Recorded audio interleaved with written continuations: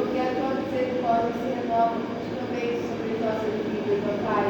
Obrigada, Deus, porque pela tua graça o Senhor nos alcançou, o Senhor nos tornou seus filhos, ó Pai. E se hoje estamos aqui, ó Deus, é porque o Senhor nos chamou, o Senhor nos trouxe, ó Pai, para aprendermos e ouvirmos mais a tua palavra, Senhor. Fala aos nossos corações nesta noite, ó Pai, e que possamos, Senhor, eternamente glorificar o teu nome, assim como toda a criação glorifica e exalta o teu nome, Deus. Fala, Senhor, aos nossos corações, usa as nossas vidas para proclamar o teu reino nesta terra. Em nome de Jesus. Amém.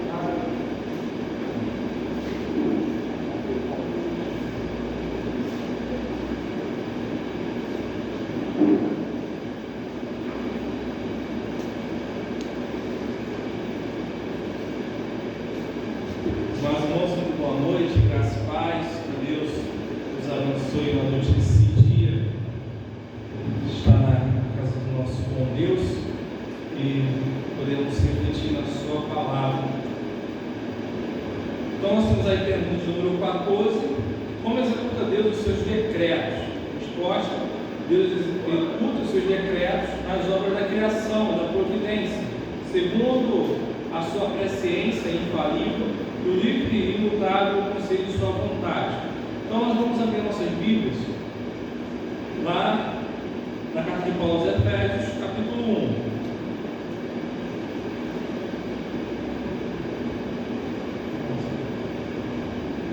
Efésios, capítulo 1, do verso 3 ao verso 14.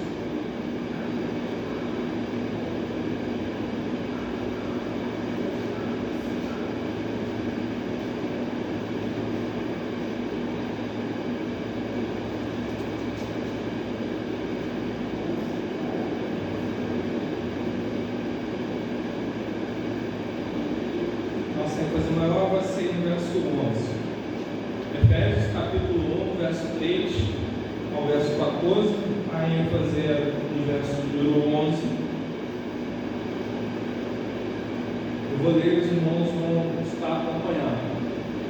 Carta de Paulo aos Efésios, capítulo 1, do verso 3 ao verso 14. Diz assim a palavra de Deus: Bendito Deus e Pai de nosso Senhor Jesus Cristo, que nos tem abençoado com toda sorte de bênção espiritual nas regiões celestiais em Cristo, assim como nos escolheu nele antes da fundação do mundo, para sermos santos e irrepreensíveis perante ele em amor, nos predestinou para ele, para a adoção de filhos, por meio de Jesus Cristo, segundo o beneplácito de sua vontade, para louvor da glória de sua graça, que ele nos concedeu gratuitamente no amado, no qual temos a redenção pelo seu sangue, a remissão dos pecados segundo a riqueza da sua graça, que Deus derramou abundantemente sobre nós em toda sabedoria e prudência, desvendando-nos o mistério da sua vontade,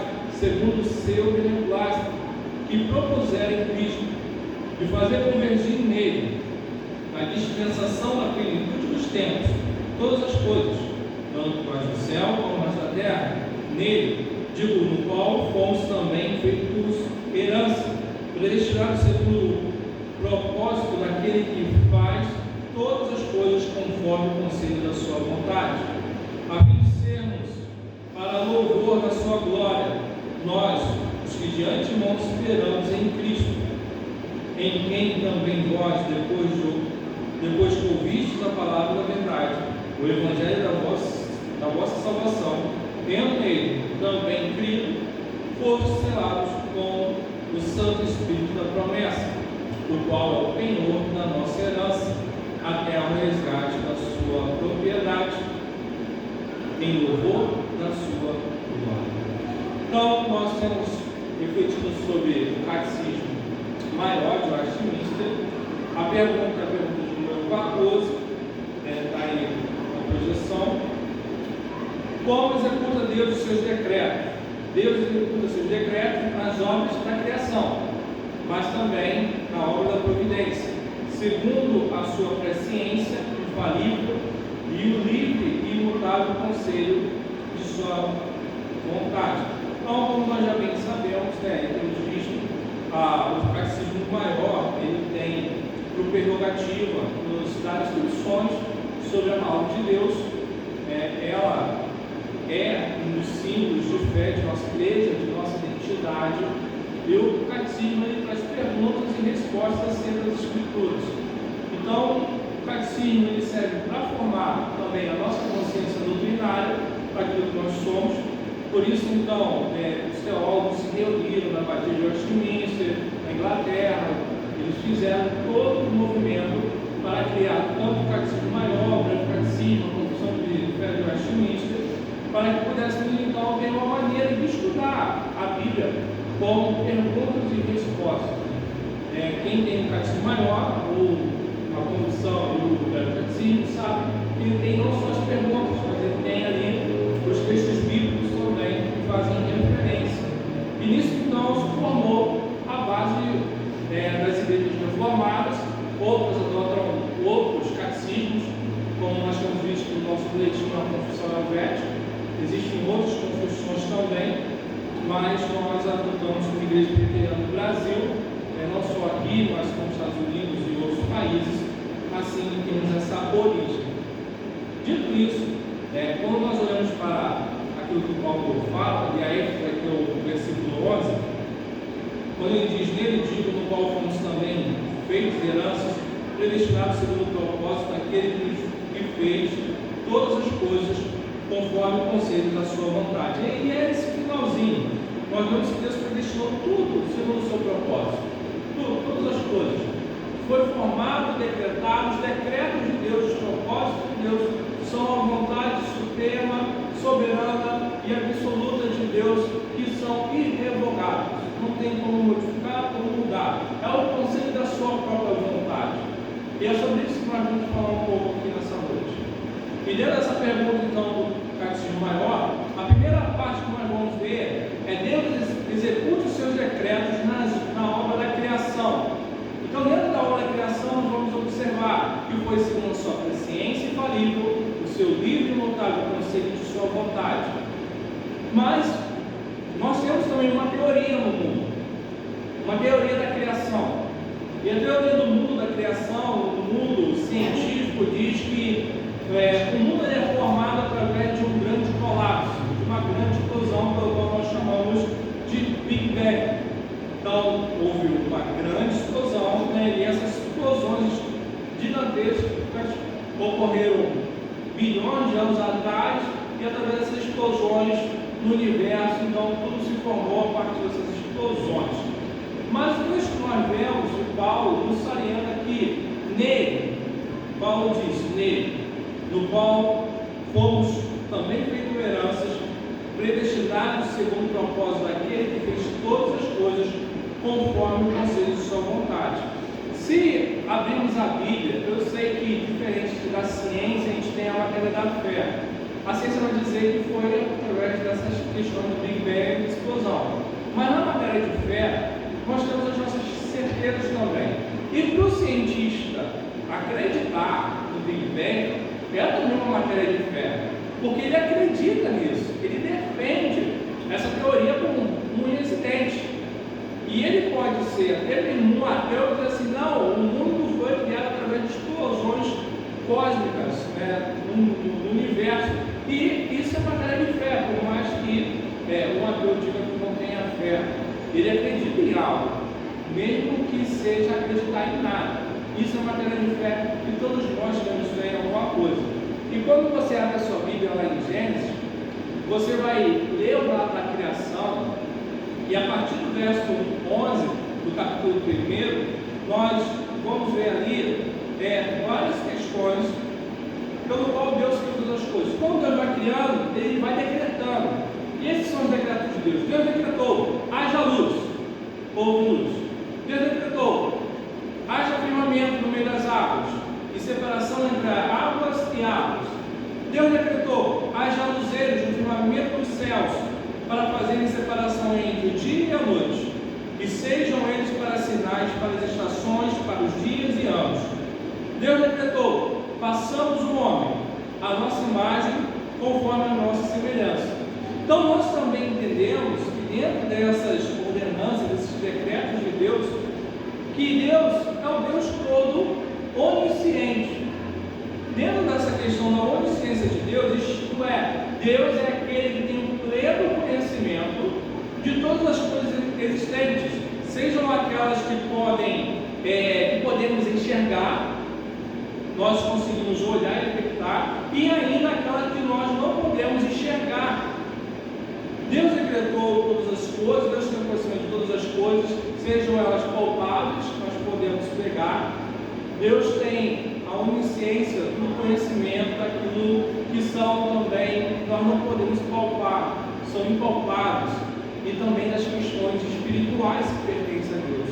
Deus é onisciente dentro desse campo, palpável, impalpável e espirituais. Deus, sendo então onisciente, ele tem o quê? Especialidade.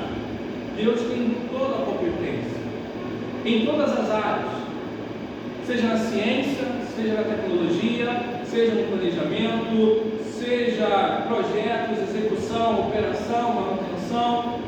Deus, ele sendo onisciente, ele é autossuficiente. Ele é o Criador, ele é o governador, ele é o preservador, ele é aquele que é um redentor. E Deus não dependeu e nem depende de auxiliares, Deus não depende de assessores para criar, para recriar, produzir, reproduzir, especificar, determinar, governar e manter todas as coisas, seja do universo físico, seja do universo espiritual. O que o apóstolo Paulo também escreve, por exemplo, na sua carta aos Romanos, quando nós lemos lá no capítulo 3, o verso 33 ao 36, nos diz: ó a profundidade da riqueza, tanto da sabedoria como do conhecimento de Deus, quão sondáveis são os seus juízos e quão inescrutáveis os seus caminhos. E aí ele diz: quem, pois, conheceu a mente do Senhor? Ou quem foi o seu conselheiro? Ou quem primeiro deu a ele, para que ele venha a ser restituído? Porque dele, por meio dele e para ele são todas as coisas. A ele, pois, a glória eternamente. Amém. Então Deus, em seus decretos, na obra da criação, não necessitou de ajuda de terceiros para formar tudo, ou todo mundo criado que nós conhecemos e vemos nos tempos de hoje. Deus não chegou e pegou como um arquiteto e fez um esboço num pedaço de papel, ou como um desenho animado. Deus não pegou e rabiscou tudo ali para formar tudo que foi criado. Deus não teve conselheiro, Deus não teve que ficar ouvindo pitacos ou ouvindo opiniões de outros para criar o que Ele criou.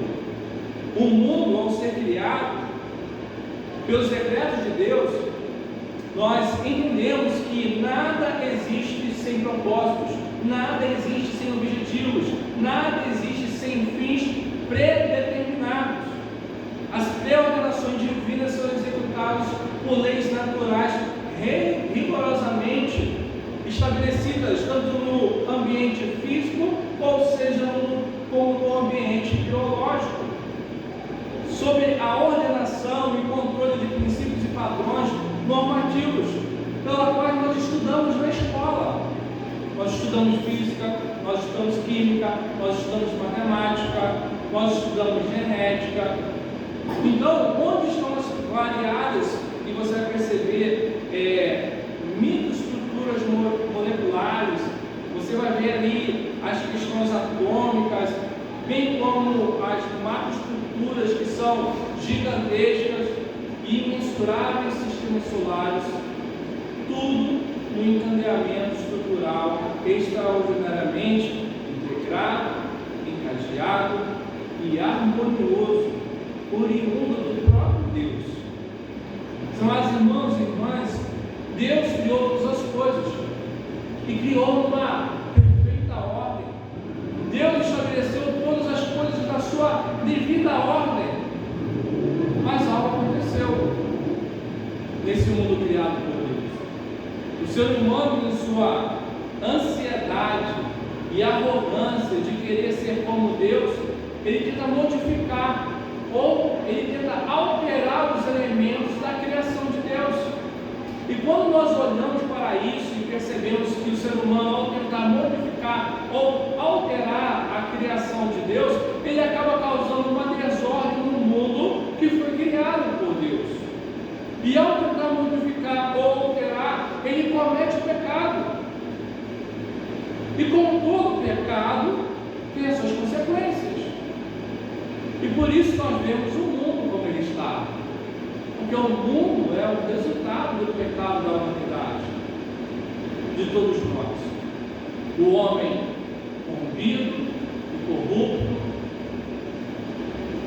ele exterminará o mundo, se continuar quebrando as predeterminações divinas da ordem natural. O mundo não entrou em colapso total ainda, porque Deus está no controle de todas as coisas que foram criadas. Mas observamos sinais de que o mundo demonstra como está sofrendo, gemendo. Devemos entender que nada escapa do controle de Deus. Deus preordena, Deus cria, Deus governa, tudo conforme os seus eternos e imutáveis decretos. Então, o que nós devemos entender sobre a base da criação, Deus criou todas as coisas, como Deus executa os seus decretos na obra da criação, é que o propósito de Deus não está limitado apenas à salvação do homem, mas é uma intenção também cósmica de fazer convergir todas as coisas, nos céus e na terra.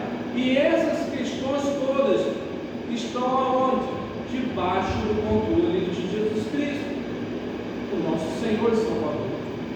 Tanto é que o apóstolo Paulo diz o quê? Ele faz o quê? Todas as coisas.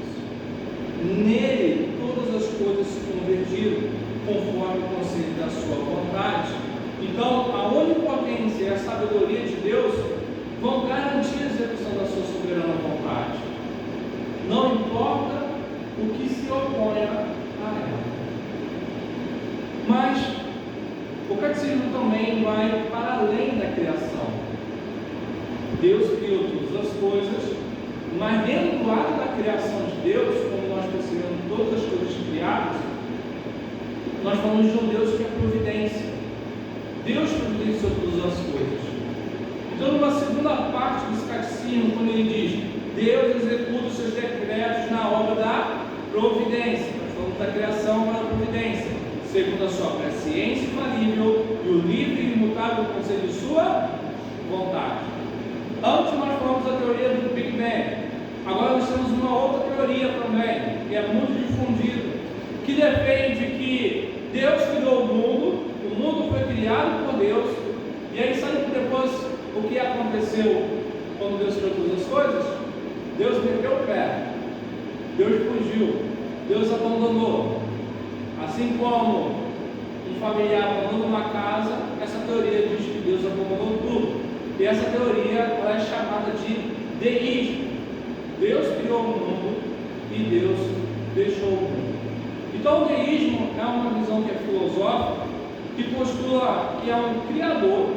Esse criador ele iniciou todo o universo seguindo as leis naturais, mas ele não intervém nos eventos subsequentes na vida da Terra. Essa é a mentalidade do deísmo. Mas na mentalidade das pessoas, quando você vai perceber o mundo como ele está, o mundo com fome, o mundo com doenças, o mundo com terremotos, o mundo com furacões, enchentes e toda a sorte de desastres ou necessidades, as pessoas vão pensar que não pode existir uma figura de um Deus que providencia todas as coisas diante dessas calamidades.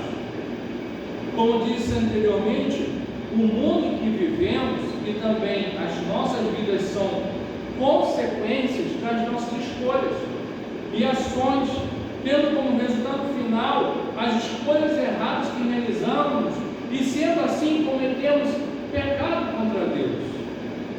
Quando Deus cria o mundo, em Gênesis, nós vemos Deus decretando a criação. Mas Deus também, quando Deus cria o mundo dentro da providência, e ao criar o mundo, Deus diz uma frase nessas criações: e viu Deus que isso era bom. Deus criou e Deus fala no final: e viu Deus que isso era bom.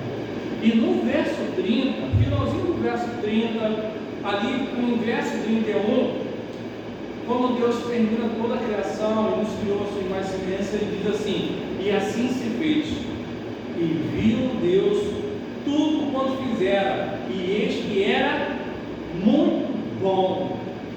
De bom passou para muito bom. E é exatamente isso. Tudo que Deus criou, tudo que Deus faz é muito bom. O que aconteceu com o mundo que Deus criou? É a pergunta que nós fazemos. O que aconteceu é que o homem pecou e continua pecando. O homem, por causa da sua cobiça, o homem por causa da sua vaidade, o homem por causa da sua arrogância, o homem por causa da sua desobediência, ele continua tentando ser igual a Deus, que é os mesmos pecados que Adão e Eva cometeram, que a humanidade continua cometendo. Não estou falando aqui, meus amados irmãos e irmãs, somente de políticos, governantes, cientistas, mas de toda a humanidade, que realiza toda sorte de pecado. Não só Adão cometeu pecado, mas cada um de nós cometemos os nossos pecados. Cada um de nós possui a sua parcela de responsabilidade e também de culpa nesse processo. Ainda assim, pelo poder de Deus, todas as coisas do nada foram criadas, são governadas, são mantidas, são sustentadas pela providência de Deus. E é interessante que uma passagem de Neemias, capítulo 9, verso 6, Neemias vai falar assim: só tu és Senhor, tu fizestes o céu dos céus, e todo o seu exército, a terra e tudo quanto nela há, os mares e tudo quanto há neles, e tu os preservas a todos com vida, e o exército dos céus te adora. Então devemos sempre entender, meus irmãos e irmãs, a causa, o motivo pelo qual Deus nos criou. Por que nós existimos? Qual foi o propósito pelo qual nós fomos criados? Quando conseguimos responder essas perguntas, entendemos a razão, entendemos a motivação pela qual Deus criou e providencia todas as coisas. O que determina o nosso destino não é a sorte, não é o mérito humano. Nós devemos entender o benevolente propósito para que fôssemos santos, para que fôssemos irrepreensíveis, para que fôssemos filhos de Deus, destinados a glorificá-lo eternamente. Está estabelecido, e sendo parte de um plano mais extenso, o qual abrange não só o mundo que vivemos, mas o universo inteiro. E deste plano, que inclui absolutamente todas as coisas que sempre existiram e têm lugar no céu, na terra e até mesmo no inferno, ao passado, as do presente e ainda no futuro, que tem relação tanto com os crentes, a relação com os descrentes, a relação com os anjos, a relação com os demônios. Deus não só é o autor, mas também é o Deus executador de tudo. Sua providência no curso do tempo, ela é tão ampla quanto o seu decreto desde toda a eternidade. Quando nós falamos sobre o conselho da vontade de Deus, e esse conselho da vontade de Deus ser imutável, significa que os propósitos de Deus, eles não podem ser modificados, e nem por acaso, nem por qualquer de suas criaturas. Aquilo que Deus decretou haverá de se cumprir com toda certeza, conforme Ele cumpre. Devemos então entender que, por piores que sejam os momentos de nossa vida, que nós passamos, que enfrentamos, por mais difíceis que sejam, não devemos cair na tentação de pecar contra Deus em nossos pensamentos e corações. Em algum momento, quando vamos dizer que Deus nos abandonou, ou que Deus nos deixou largados à nossa própria sorte.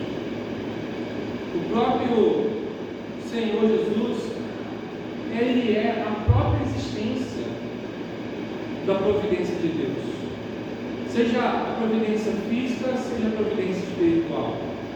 Na providência física, separei para nós aqui 2 textos que falam da providência de Deus em nossa necessidade e o seu santo cuidado.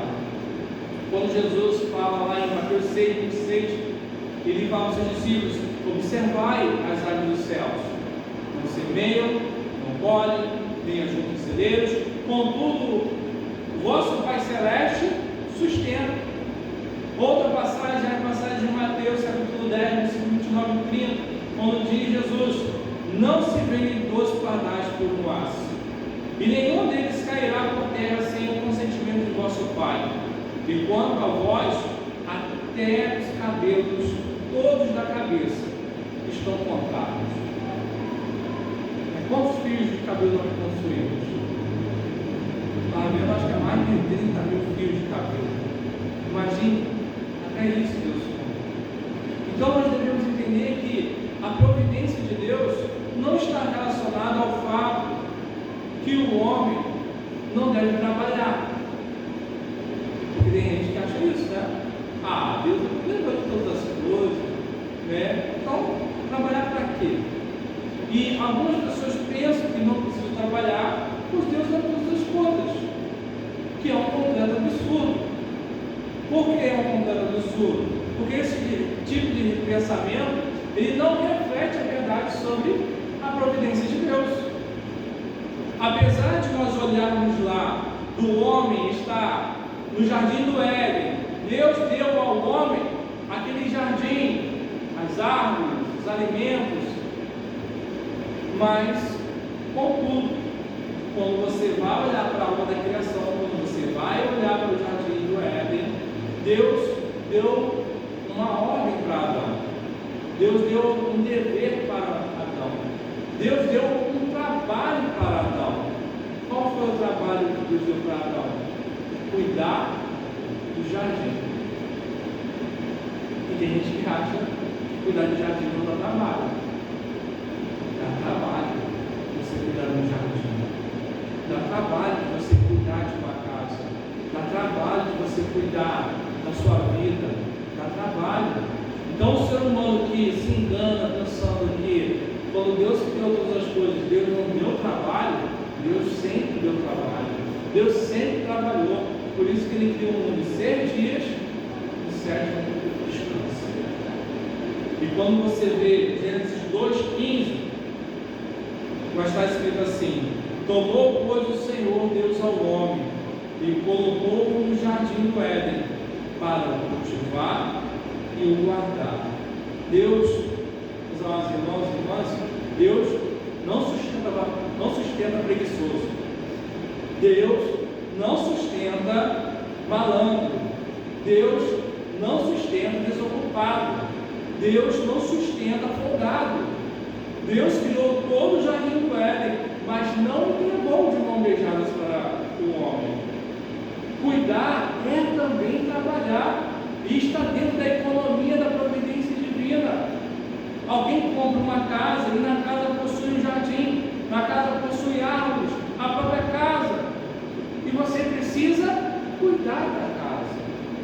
O cuidado que o proprietário da casa terá será chamado de trabalho, e o homem trabalha então desde a criação do mundo. Então, quando nós observamos Deus enviando, por exemplo, o maná de forma milagrosamente para o seu povo, quando estava no deserto, providenciando ali o alimento principal e necessário para os israelitas, as pessoas acham assim: ah, não teve trabalho nenhum, caiu do céu, Deus deu, veio pronto. E qual foi o trabalho? Houve um trabalho, mas o quê? Recolher o maná que estava caindo do céu, colocar onde? Dentro dos cestos. Isso é trabalho. Isso é trabalho. Está escrito, Êxodo capítulo 14. Desculpa, Êxodo capítulo 16, verso 4 e o verso 16. Então disse o Senhor a Moisés: eis que vos farei chover do céu pão, e o povo sairá e colherá diariamente a porção para cada dia, para que eu ponha à prova se anda na minha lei ou não. Eis que o Senhor vos ordenou: colhei isso, cada um segundo o que pode comer, um gomer por cabeça, segundo o número de vossas pessoas. Cada um tomará para os que se acharem na sua tenda. É ou não é trabalho? Deus sempre deu trabalho. Deus manda o seu povo de volta para Canaã, uma terra que manda o quê? Leite e mel. E as pessoas acham assim: ah, uma terra que eu não vou fazer nada. Vai, porque a terra que manda leite e mel é uma terra de trabalho. Você vai ter que trabalhar, vai ter que arar a terra, vai preparar o solo, vai jogar a semente e vai deixar o Criador providenciar o alimento da terra. Depois que der o alimento, você vai ter que ir lá colher o alimento. Tudo dá trabalho. Mas as pessoas na mentalidade falam assim: ah, não, eu sou de Jesus, eu não vou trabalhar. Oh, para, volta a Bíblia de novo. Deus sempre providenciou todas as coisas no trabalho. Por isso a Escritura é clara ao dizer: o trabalhador é digno do seu trabalho, do seu salário. O trabalhador é digno do seu salário. Então, e existe uma frase popular nossa, né? E essa frase popular diz assim: só come quem trabalha. Apesar de a gente ter pessoas de boa vontade que servem alimento na rua para quem está em situação de rua, mas ainda alguém tem que trabalhar para pegar uma comida. A pessoa ainda vai ter o trabalho de pegar o garfo, de levar na boca, dá trabalho de comer, tem que mastigar também. Então tudo é trabalho. Não é porque Deus criou lá atrás um mundo de Deus social, você não vai trabalhar. Não, vai trabalhar, porque até eu sou o criador do trabalho. Trabalhei 6 dias, no 7º descansei. Quando olhamos então para o mundo animal, e quando lemos as 2 passagens que Jesus diz que Deus sustenta as aves dos céus, e apesar dessa providência, as aves necessitam voar. Essas aves vão voar até a fruta, elas vão voar de uma árvore para outra e vão buscar o alimento, elas vão trabalhar. Jesus não disse que Deus colocará o alimento ali no biquinho das árvores o tempo todo. Deus providencia o alimento, mas é o nosso dever trabalhar e buscar e preparar aquilo que o Senhor providenciou para nós. Os discípulos podem fortalecer ainda mais a sua fé quando lembram de Deus. Em um sentido especial, Deus é o Pai. Conforme Jesus ensinou a orar, é o Pai nosso que está nos céus. Deus não disse que Ele é o Pai das árvores. Deus não disse que é o Pai das árvores. Deus não disse que é o Pai dos animais. Como tem gente que gosta de ser chamado de pai muito pet, né? Vai fazer o quê? Deus não é pai de pet nem mãe de pet. Deus é pai dos seus filhos, dos seres humanos. Ele é o Pai. E Ele diz que nós valemos muito mais do que as aves. E hoje, na nossa sociedade, nós vemos faculdade. É muito mais fácil alguém ficar anos preso na cadeia por matar o animal do que matar um ser humano. Porque o animal tem mais importância do que o ser humano. Deus tem tanta soberania sobre o universo que até mesmo a alimentação de uma ave está no âmbito da sua preocupação. Deus se preocupa com aquilo que Ele criou, com o mundo criado, e especialmente nós que somos a obra-prima da sua criação. Então, meus amados irmãos, como executa Deus os seus decretos? Diante dessas obras todas que acabamos de refletir. Deus executa os seus decretos nas obras da criação e na obra da providência, segundo a sua presciência infalível e o livre e imutável conselho de sua vontade. O que podemos concluir diante de tudo isto, o que ouvimos até aqui, é como as obras de Deus na criação e a sua providência são extraordinariamente belíssimos. Tudo é muito belo. Deus criou e providencia todas as coisas que podemos ver e as que não podemos ver. Deus é soberano e isto para nós é inalterável, assim como todos os seus atributos são também inalteráveis, conhecendo tudo e a todos os seres viventes que foram criados e sustentados por livre vontade e que não pode ser alterado e que não pode ser modificado. Ele é Senhor, Ele é Deus, e nós somos apenas obra da sua criação. E assim, meus irmãos, devemos crer nisso, crer nessa providência, crer nos decretos de Deus, que Deus continua a executar os seus decretos, seja nas obras da criação, na providência. Tudo foi feito por sua soberana vontade.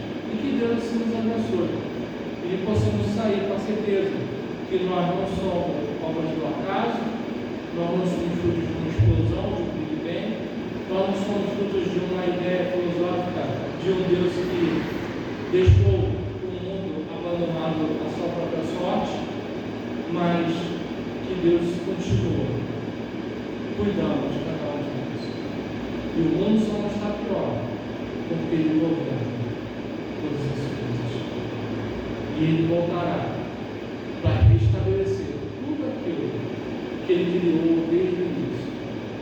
Assim como diz o livro de Apocalipse, chegará um dia em que o Senhor voltará, o dia do juízo de Deus, e aí nós veremos novos céus e a nova terra, tudo conforme Deus criou desde o início.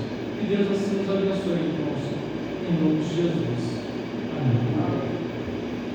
Vamos colocar em pé, vamos orar.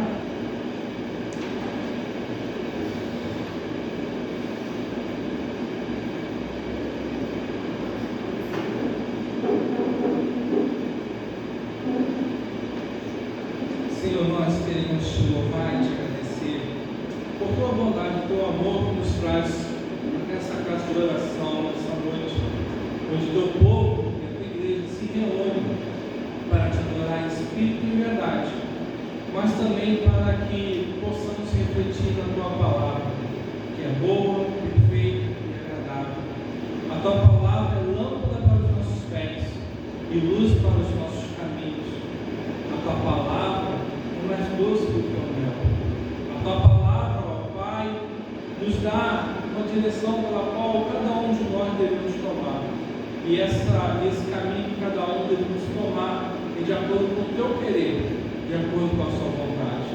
Não com aquilo que nós achamos, gostamos ou queremos, mas sempre segundo o conselho de sua soberana vontade. Ó Deus, nós te louvamos e te agradecemos, porque o Senhor executa todas as coisas para que o teu nome seja glorificado e adorado. E nós te louvamos e te adoramos, porque tudo foi feito para a glória do seu nome, seja a criação, seja a providência, tudo pela sua soberana vontade, segundo o teu querer, porque o Senhor, ó Pai, é independente de nós. O Senhor é que tem todo o livre-arbítrio para fazer e desfazer, porque o Senhor é o Criador. E aqui estamos, ó Deus, pequenos, frágeis, mas totalmente dependentes do Senhor. Assim como uma criança de colo que necessita do cuidado de sua mãe e de seu pai, assim somos como essa criança. Necessitamos do seu cuidado, necessitamos, ó Deus, da sua ajuda, necessitamos dos seus conselhos para que possamos prosseguir. O Senhor nos chama também, ó Deus, para vivermos, ó Pai, uma vida de trabalho, desde a criação, desde a criação de Adão e Eva. O Senhor, ó Pai, que ordenou que Ele cuidasse do jardim, e assim, ó Deus, devemos trabalhar, porque o Senhor trabalha até hoje. Ó Pai, nós te louvamos e te agradecemos, ó Pai, pelo trabalho que temos, seja aqueles que têm cuidado com a sua casa, seja aqueles que têm cuidado o trabalho do dia a dia nas empresas ou de maneira formal em casa, seja aqueles que ajudam seus vizinhos, ó Pai, sendo já aposentados, mas temos trabalho, Deus, muito trabalho a fazer. Uma coisa pedimos ao Senhor, ó Pai, renova nossas forças, não nos deixe prostrados, cansados, mas todos os dias, ó Deus, renova nossa força, renova nosso vigor, para que possamos dar o nosso melhor, trabalhar da melhor maneira possível, para que o teu nome seja glorificado e adorado. Ó Deus, nós te agradecemos por tudo, ó Pai, te agradecemos pela nossa vida, pela nossa família, te agradecemos por essa igreja, esse bairro, te agradecemos pelo bairro de Três Pontes, Paciência, a nossa Zona Oeste. Ó Pai, te agradecemos, ó Pai, porque o Senhor é bom e as tuas doces e ricas misericórdias penduradas são para todos sempre.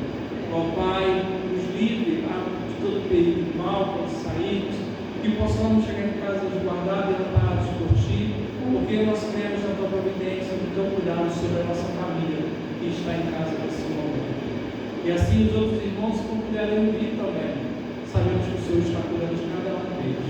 Ó Deus, ouve nossa oração e te agradecemos, porque temos a certeza da salvação, da redenção dos nossos pecados, da salvação e da vida eterna por meio de Jesus Cristo. É assim que nós oramos e te agradecemos. Amém. Mas, irmãos, sábado a gente tem um bazar aí às 9 horas, os irmãos que puderem me ajudar, chegando aí às 8 horas, aqueles que puderem, lógico. No domingo, então, nós temos o culto dominical, e o culto à noite com a ceia do Senhor. O presbítero Manel está bem melhor, está bem, graças a Deus, e se Deus quiser, ele domingo vai estar conosco, e amanhã provavelmente estarei com ele lá, para a gente finalizar algumas coisas da tesouraria da igreja, tá bom? Então está bem, graças a Deus. E no mais, é isso. Uma coisa para mim? A noite que só vai ter. Isso, à noite. A gente combinou com um grupinho, fica melhor, não fica pesado para ninguém. Mas refrigerante a gente tem aí, precisa. Então, conforme os grupos lá que eu dei para os irmãos, quem der um pouquinho, já abençoou.